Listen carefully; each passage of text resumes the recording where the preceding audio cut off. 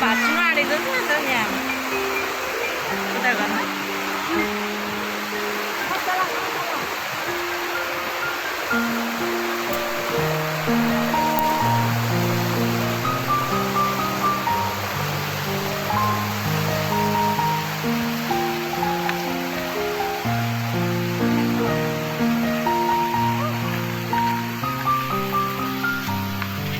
Ha ha ha.